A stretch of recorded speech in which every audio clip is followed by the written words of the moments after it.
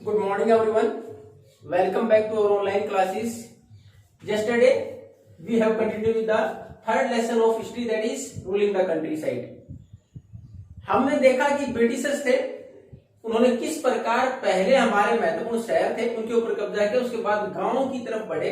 किस लिए? क्योंकि रेवेन्यू को कैसे इंक्रीज किया जाए। उसकी शुरुआत कहां से हुई थी? जब बैटल ऑफ बक्सर के बाद उनको they have got the Deewani rights, कि दीवान के तौर पर उनको अधिकार मिल गया कि रेवेन्यू कलेक्ट कर सकते हैं उस एरिया में। तो उन्होंने क्या किया? Nothing was change their, they followed the past system. जो पहले व्यवस्था उसी को फॉलो किया गया कि जितनी रेवेन्यू कलेक्ट की जा सकती है उतनी करें और अपने सारे जितने भी खर्चे हैं वो इस रेवेन्यू से पूरे किए जाएं। एक चीज उन्होंने और चेंज कौन सी नहीं की थी? एक चीज ये चेंज नहीं की कि उनको पता था कि जो पुराने जमींदार हैं या फिर यहाँ के शासक हैं, उनकी एक प्रेस्टीज है, एक अथॉरिटी है जनता के अंदर, तो उनको मानते हैं तो कलेक्ट उन्हीं से करें, यानी टैक्स वो कलेक्ट करें, उनसे हम ले लें। अब उसके बाद इनको लगा कि इस प्रकार हमारी रेवेन्यू की डिमांड है वो कब तक पूरी होगी, क्यों कहीं ना कहीं तो हमें सुधार करना पड़ेगा। जब तक खेती में सुधार नहीं होगा तो उसके बाद रेवेन्यू कैसे बढ़ेगी? अगर किसानों को आमदनी नहीं होगी तो रेवेन्यू कैसे बढ़ेगी? तो उसके लिए उन्होंने कई प्रकार की व्यवस्थाएं अपनाई।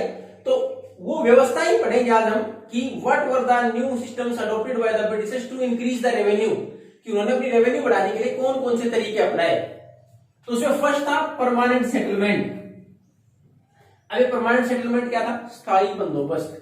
इसमें इन्होंने क्या किया कि लैंड रेवेन्यू वाज फिक्स्ड। इन्होंने एक पार्टिकुलर एरिया के अंदर जो लैंड रेवेन्यू उसको फिक्स कर दिया गया कि आपके यहां मान लो कि हम साल में आपसे केवल 50,000 रुपए लेंगे। ये फिक्स कर दी गई कि इसको बढ़ाया नहीं जाएगा। अब उसके बाद जो वहां जमींदार थे या चीफ सरदार थे उनको जमींदारी अधिकार दे दी कि जमीन आपके पास रहेगी, आप हमें फिक्स इतनी अमाउंट देंगे, यानी साल में आप फिक्स अमाउंट देंगे हमें और ये अमाउंट बढ़ाई नहीं जाएगी। परमानेंट सेटलमेंट हम इतनी अमाउंट चाहिए केवल, उसमें ये टाइम मेंशन किया कब तक नहीं बढ़ाई जाएगी, यानी ये मैसेज दिया गया केवल कि हम इतनी रेवेन्यू लेंगे, आपसे इससे ज्यादा हम नहीं लेंगे। उम्मीद क्या थी ब्रिटिशर्स को कि हमने अगर फिक्स कर दिया तो जो भी जमींदार है they will improve the land, क्यों खेती का सुधार करने का प्रयास करेंगे। क्यों? क्योंकि हमने तो फिक्स कर दी, इससे ज्यादा हम लेंगे नहीं।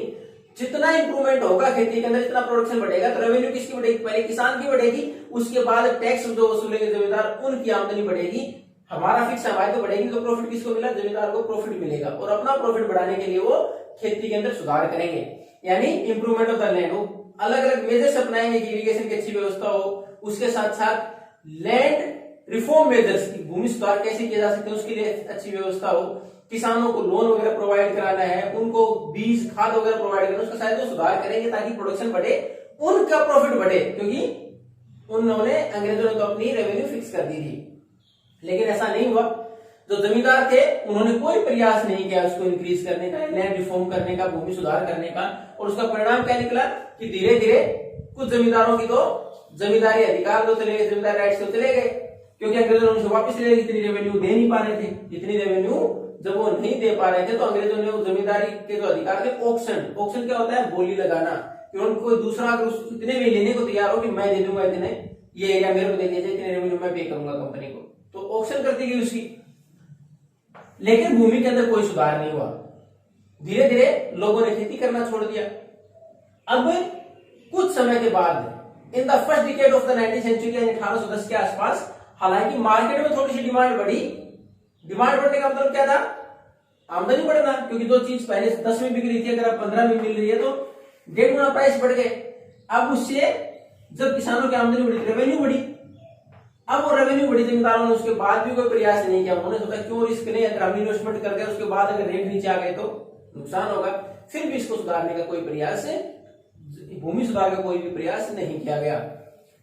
तो उसके बाद अंग्रेजों को लगा कि ये व्यवस्था सही नहीं है, हमने अधिकार भी दे दिए, उसके बाद हमारी रेवेन्यू फिक्स है वो भी नहीं आ रही है। फिर दूसरा, कंपनी के खर्चे लगातार बढ़ रहे थे।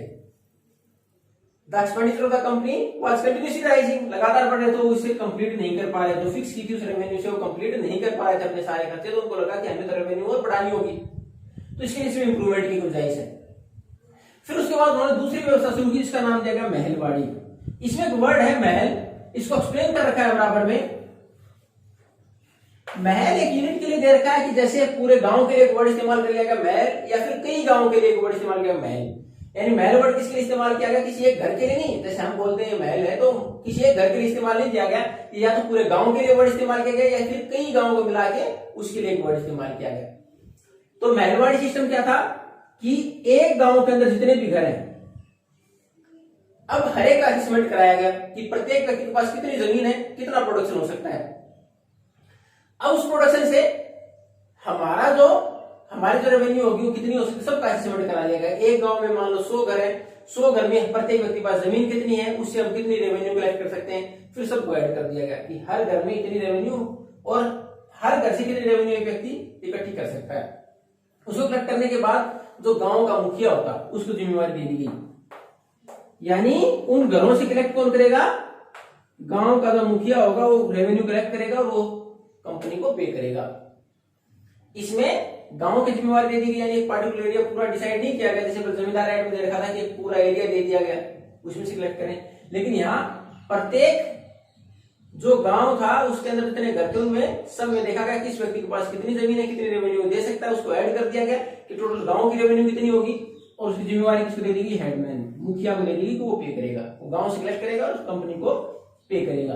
ये शुरुआत किसने की थी, होल्ट मैकेंजी ने की थी 1822 में। और कहां शुरुआत की गई है, वेस्टर्न प्रोविंस बंगाल का था, बंगाल के पश्चिमी जो हिस्सा था उसके अंदर इसकी शुरुआत की गई। बंगाल के पश्चिमी हिस्से में इसकी शुरुआत की गई, 1822 में इसकी शुरुआत की गई।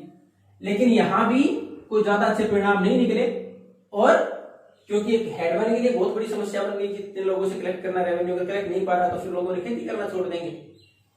अब उन्होंने फिर तीसरी व्यवस्था शुरू की जिसका नाम था रैयतवाड़ी। अब ये वर्ड किसके लिए था, पीजेंट, किसान के लिए। रैयत अगर वर्ड पढ़े तो क्या है, फार्मर, किसान के लिए था। अब ये क्या कर दिया गया, इंडिविजुअल फार्मर से ली जाए रेवेन्यू। अब इन्होंने क्या किया कि पहले तो परमानेंट जमींदारों को अधिकार दिए थे, उसके बाद एक गांव के लिए मुखिया को अधिकार दे दिए कि आप देंगे रेवेन्यू, और तीसरी बार उन्होंने कहा क्यों ना डायरेक्ट किसान से ले ली जाए।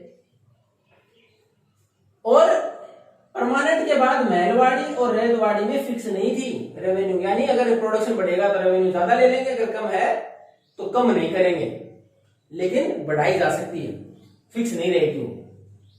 अब यहाँ डायरेक्ट किसान से, क्योंकि साउथ इंडिया में, ज्यादातर इसमें दक्षिण भारत का देखा, साउथ इंडिया के अंदर जमींदारी व्यवस्था जैसी हमारे नॉर्थ और नॉर्थ वेस्टर्न पार्ट में थी ऐसी मजबूत नहीं थी।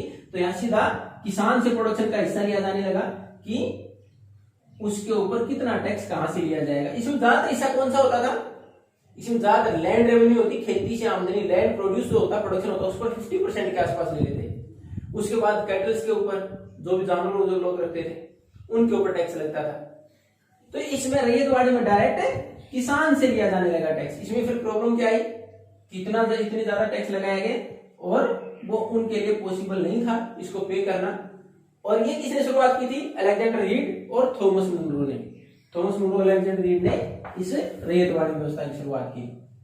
तो वहां रेवेन्यू के लिए कितने प्रकार की व्यवस्थाएं की थी, पहला परमानेंट सेटलमेंट। परमानेंट सेटलमेंट में एक फिक्स कर दी गई रेवेन्यू कि इतनी रेवेन्यू कंपनी लेगी, यानी ब्रिटिश कंपनी लेगी, और उसके लिए जमींदारों को अधिकार दे दिए गए कि एक जमींदार या चीफ्टेन सरदार होगा, वो यहां से जमीन से इकट्ठा करेगा, और वो रेवेन्यू फिक्स है, अगर उसे ज्यादा आती है तो जमींदार का प्रॉफिट है। उसके बाद महलवाड़ी, एक गांव के लिए ये पूरा एक एरिया था, उसके बाद और कम करके गांव को दे दी गई, गांव के लिए, और गांव के मुखिया को जिम्मेवारी दी गई, यानी हर घर का अलग सेपरेट असेसमेंट किया गया किसके पास कितनी जमीन, कितना टैक्स लेना है। लेकिन यह फिक्स नहीं था, बढ़ाया जा सकता था प्रोडक्शन बढ़ता तो। अब उसके बाद दूसरे में, उसके बाद रेवेन्यू की जिम्मेवारी किसी हेडमैन, मुखिया था, उसको दे दी गई कि वो सारा कलेक्ट करेगा और जमा कराएगा।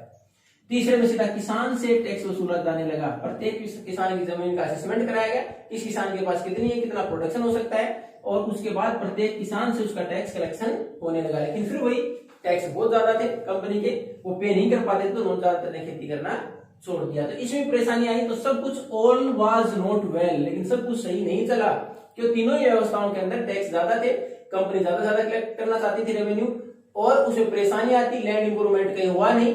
तो उसके बाद कंपनी को बाकी चीजों के ऊपर ध्यान देना पड़ा। उसमें ज्यादातर कौन सी थी कि क्यों ना वो फसलें उगाएं भारत में जो कि वहां रॉ मटेरियल की डिमांड को पूरी कर पाए यूरोप की। तो उस सेटलमेंट रेवेन्यू के बाद उन्होंने किस पर फोकस किया कि try to complete the need of raw material of Europe from India. We will continue from that topic in the next class. Thank you and have a nice day.